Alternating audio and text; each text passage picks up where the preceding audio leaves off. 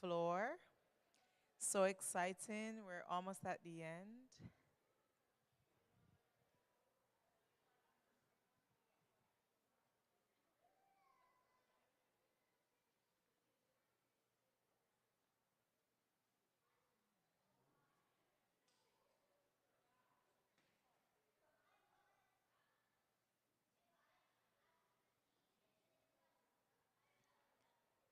Okay.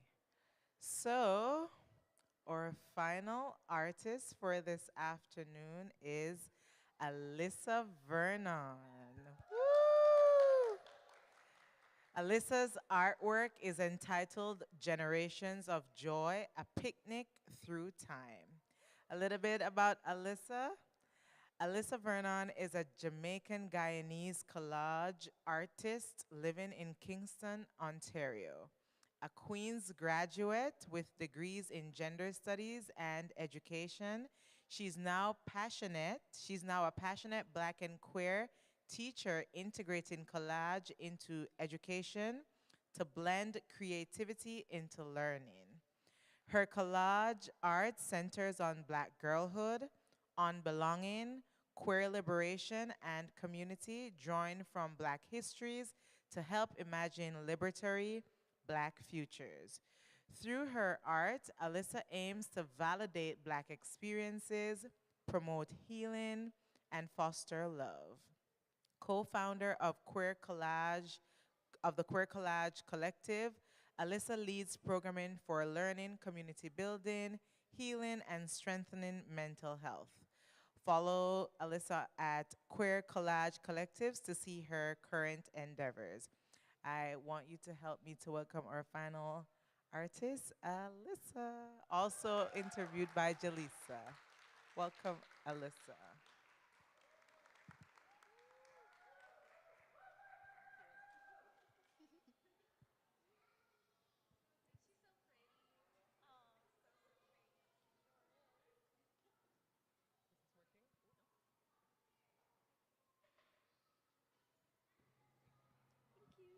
Welcome, Alyssa. Thank you. So happy to be chatting with you. I have to say, you have turned me into an Alyssa Vernon stan. Yes, because this work is so incredible. And I'm sure you know by now, because I've been standing out since like the beginning phase when she told me what it was going to be. But so excited to talk about this project with you. Thank you. Of course. I guess we can start with how you got the idea for this project. Yeah, so thinking about how this started, my original idea, of course, I was going to collage because that's the thing that I do. But I had an idea of having a frame of mirrors around a timeline of a collage from the 1800s to present of Canadian Black people. The idea itself, it was just something I've been thinking about history and movement through history, especially with Black people in a Canadian context. However, I did not really know how I was going to show that movement through time. And so I kept it pretty broad at the beginning, just thinking I'll have the collage framed with mirrors. But then that all changed when I started the collection process, the process which was sitting in the living room with my father and looking at hundreds and hundreds and hundreds of family pictures that were sitting in my auntie's basement. And I stumbled upon one picture, and if you look at the collage, it's the figure of a woman who's my Nana with her back to us. And if you look at her butt, the entire silhouette of her butt is the picture that I'm referring to, which is the silhouette of the entire piece. So it is a picture of my Jamaican side of my family, the Vernon family, at a family picnic in the 1970s, in the late 70s. And coming across that picture kind of changed the idea for me. I really wanted to encompass the feeling of like family joy and family picnics in particular, because that's something that my family still does to this day every year. And to me, it's like a very freeing thing to be with family and share food, and people have been talking about that already throughout today.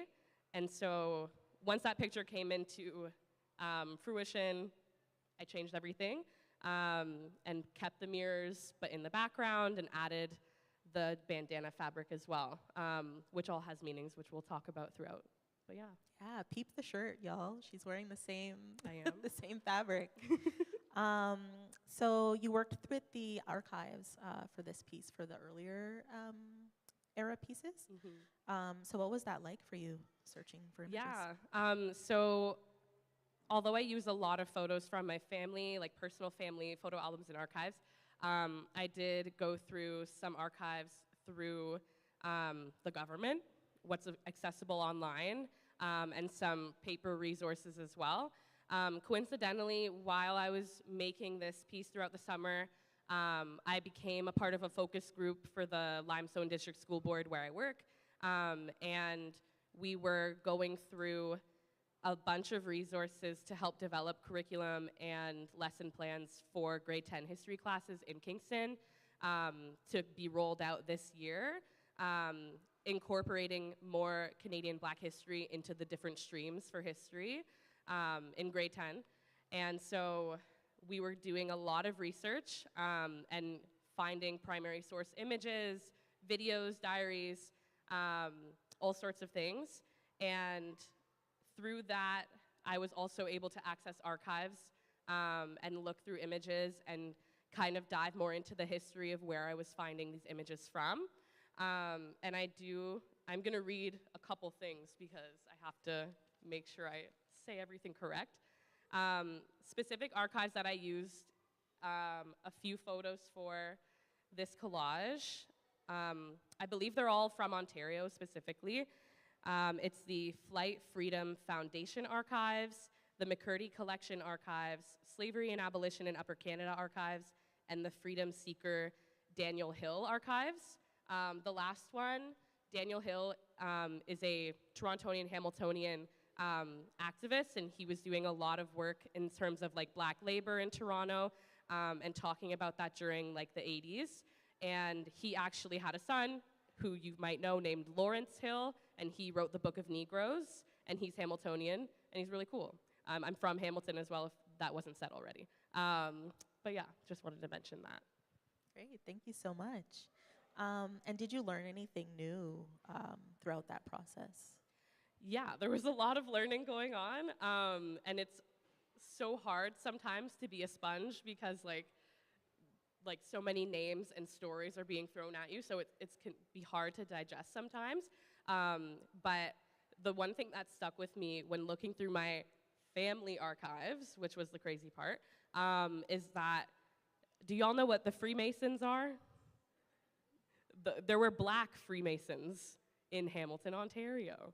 And my family was a part of the Black Freemasons in Hamilton, Ontario. And other notable Black Hamiltonians like Lincoln M. Alexander, Ray Lewis, and other folks. And we found like an actual brochure from one of their lodge picnics. I don't remember, Dad, what year it was. Was it like the 50s?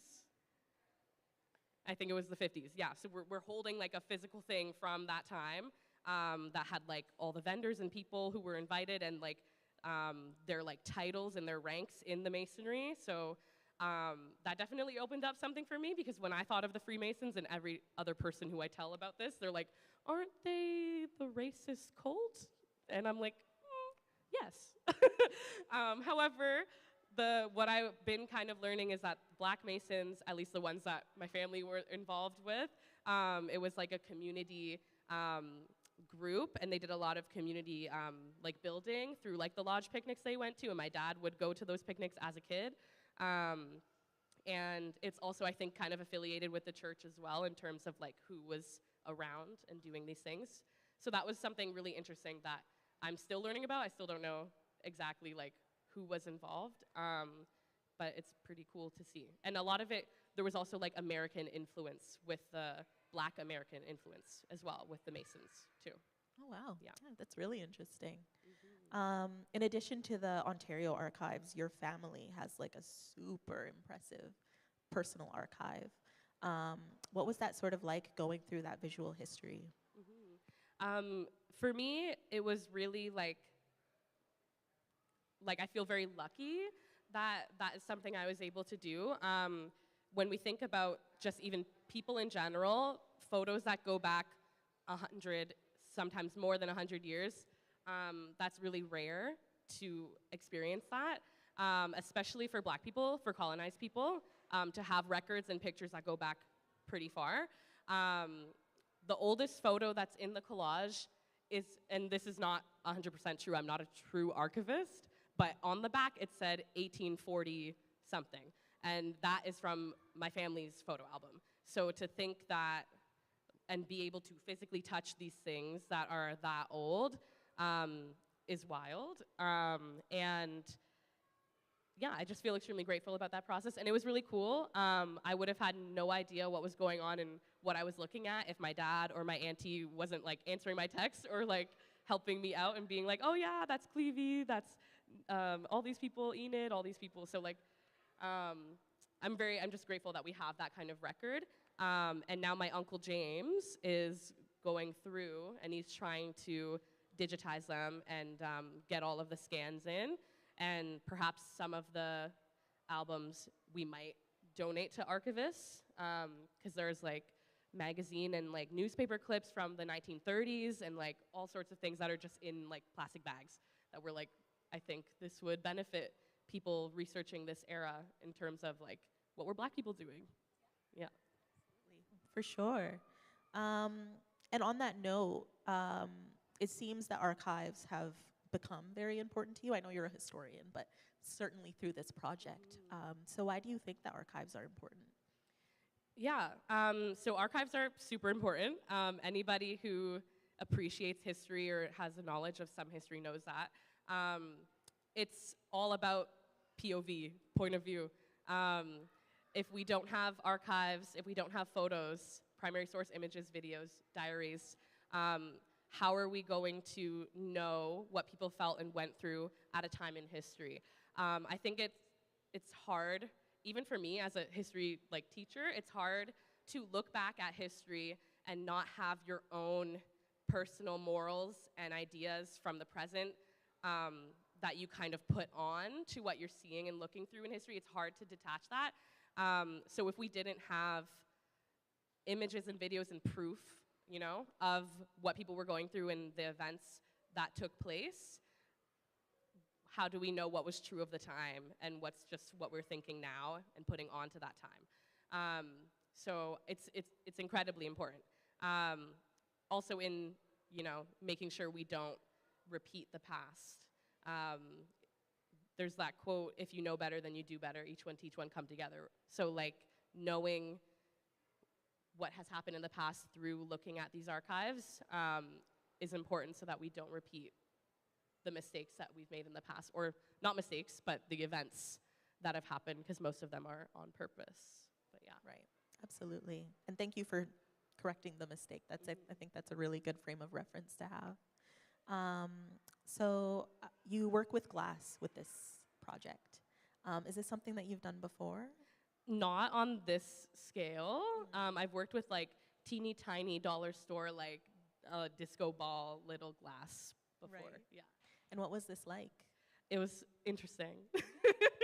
I live in an apartment on the top floor, so I don't have neighbors above, but I am a neighbor above, and I feel bad.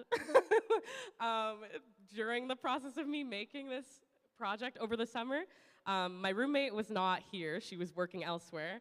However, I had her stressed out over FaceTime multiple times. I'll wear gloves next time. I didn't wear gloves this time, but it was okay, everyone. It was fine. You live and you learn. They're all here. All the fingers are here. However, I used a hammer to break the mirrors that I bought, and it took me like at least 1 hour to break the first mirror. I didn't know breaking mirrors was actually harder than it looks. It's really hard. But I got this thing going, like angling it on my chair in a plastic bag and then smashing a billion times. Wow, very labor intensive. Yeah, and then the spackling it to the canvas was like a 3-day affair, and then cleaning it off, and all of that. But it was fun, and I'll probably do it again. I still have more glass in a bag in the closet. All right. So how was this project different from some of your other works visually? So this is the biggest collage I've ever made thus far. And it's an analog collage. It's a by hand collage. I've done since the pandemic a lot of digital collaging. I also got an iPad in the pandemic and got Procreate. So that was like a time where I started discovering like the way I can create digitally and have like more opportunities to do whatever I want in that way, where I can't necessarily do that by hand. And so most of my collages, I'm dealing with like a subject in the middle. It's usually a black woman. I incorporate a lot of disco balls, a lot of like symbolic imagery that means something to me. And so I'm without most of that symbolic imagery in this piece, except I did keep the disco ball like effect with the mirrors. I really like bright, bold colors and light, and like the reflection of light, and thinking about that metaphorically and symbolically through people being able to see themselves and see the light that's reflected in the piece. So yeah, it is pretty different in that way, and it's taken me the longest to make, for sure. Oh, wow. About how long would you say? This is gonna get to another question, but Love Island season 6 of Love Island USA is 30 episodes, and it's about an hour and a half per episode. So however long that season is. Oh, wow. Okay. We're looking at like 30 to 40 hours. Wow, goodness. Yeah. And the next question that I have was, what draws you to collage as a medium? Yeah, so I've done collaging for a really long time, even as a child. My mom thought something was wrong with me when she saw a family photo and my head was missing because I cut it out to use it in a collage. So I've done it for a long time. What I really like about it is that it's really accessible. I'm definitely someone who struggles with imposter syndrome and like thinking like I'm an actual artist and like all of that. And so what spoke to me the most about collage is that there's not really many rules. I have learned a lot of like theory and things over the years, but like I felt it was really freeing, and it helped me express myself with whatever materials I have on me, because you know, whatever you have is, you know, with you, the beautiful quote from earlier. And so, yeah, I really just like how accessible it is, not even just to me. I bring it in the classroom. My students love it, no matter what grade. They all kind of point out how it's actually really easy, and they really like using it and kind of diving into their own creative side. So I just like the accessibility aspect, and the found objects and sustainability part as well is great. For sure, absolutely. And I noticed that like a lot of your other work is pretty surrealist, and it's almost as though you're stylistically creating your own world. So how did you develop this sort of style? I would say, yeah, through the pandemic, and while being at Queen's University, I was doing a lot of work with other Black clubs and collectives on campus. And throughout that time, I was collaging a lot in reflection of being Black in a predominantly white space, and taking up space and thinking about my queerness and connection to being Black and all of that as well.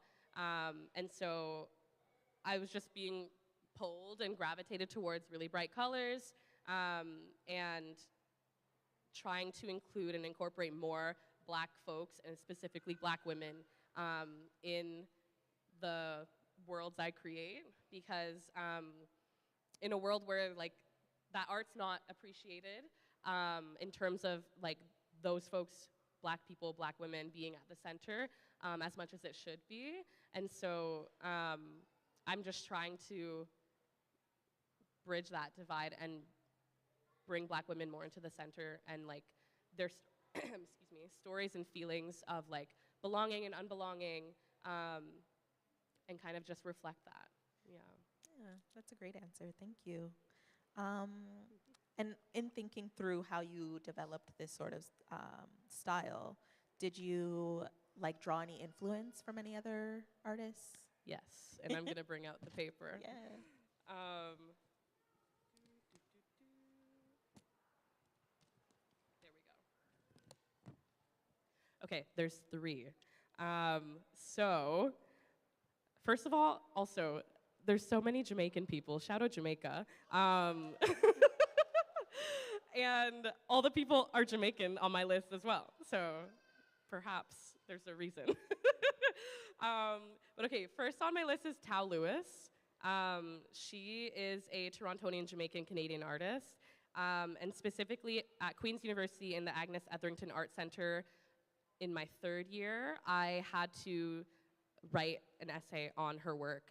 And she had a exhibit called When Last You Found Me Here, and she made all of those pieces while in Kingston, Ontario, while she was sitting at the lake, imagining the passage of stolen Africans on their way to become slaves, because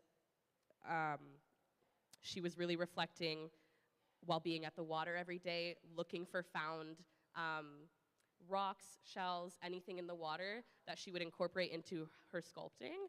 And so I really like how she thought about history and really like reflected throughout her like creative process. And she hid many of these things that were also her own ancestral like objects passed down from her family inside of her mermaids that she made for this piece. And it spoke to me. And there's also an amazing book that talks about this called The Deep by Rivers Solomon. So if any of you are interested in that kind of subject, that's a really great book. And then there's Stilo Starr, who is a Hamiltonian collage artist, who's also Jamaican Canadian. And she centers nature, fantasy, and the Afrofuture in her work. And she is actually the person who inspired me to make Queer Collage Collective, which is the collaging group that I have. And she just does a lot of workshops where she centers like yourself, the body, and it's like very meditative and mindful. And yeah, she's really inspiring. And Mickaleen Thomas, who's a contemporary African-American artist. I mean, she's awesome. I feel like some people might know her work if they don't know her name. She's just really, really talented. And she works with rhinestones and like tiny, tiny, tiny little pieces of glass. So, and she makes ginormous like pieces. So her work is really inspiring, and she always is depicting Black women, their sexuality, their beauty, and all of that. So, yeah, they're all super cool people. Absolutely. I went to one of her shows. I think it was called Femme Noir. Yes. Yeah, in Toronto, right? AGO. Yes, Yeah, I went to that incredible. too. It was amazing. Yeah. And now she's in LA with All About Love, and it's based on Bell Hooks' book. Oh, wow. So, and it looks really cool. Yeah, Yeah. it's incredible. So you kind of answered this already. We know that you were watching many hours of Love Island, as was I. It was a great season this year. It was so good. Everybody should watch Love Island. I agree. And this season specifically. Yes, PPG. Period. But were you listening to anything as well? Yeah, I was really happy with y'all's playlist today because Thank it literally you. sounded like what I was listening to. So it was a lot of Solange, a lot of Frank Ocean, SZA, Nina Simone. The list goes on and on and on and on for real. But mostly those folks. When I wasn't watching Love Island, when it got too much, when I was like, actually, I can't look at Rob anymore. Gotta Right. get him off my screen. For sure. But yeah, no, it was really great. Yeah. Wonderful. Thank you so much. My final question for you is, what does it mean to be Black and free to you? Okay, I'm gonna read this one. Mm. Give me a second. Gotta find the end. No worries. Oh my goodness. Here we go.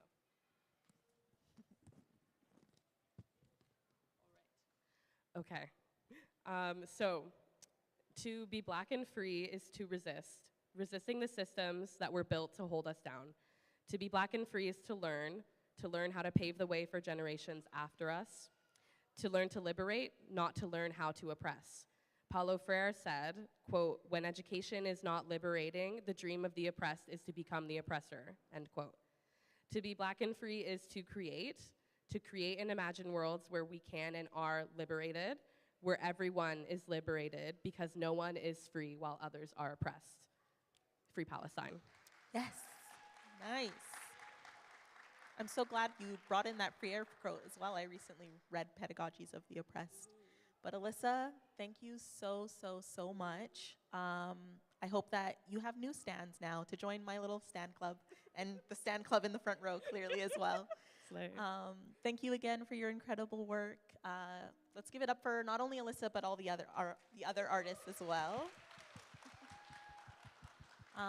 Also, this is the last Black and Free event, so thank you all for being here and being such an amazing audience. If you'd like to follow us on social media as well as Alyssa, actually, I'll let you go first. If you want to shout yourself out. Yes. So I have 2 Instagrams. I have actually 7, but these are 2 of them. And there's myself, Butterscotch Queen, and the Queer Collage Collective Instagram.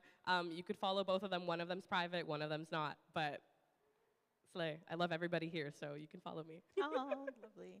And then, of course, you can follow us on social media as well to keep in touch. And again, thank you all so much, and get home safe.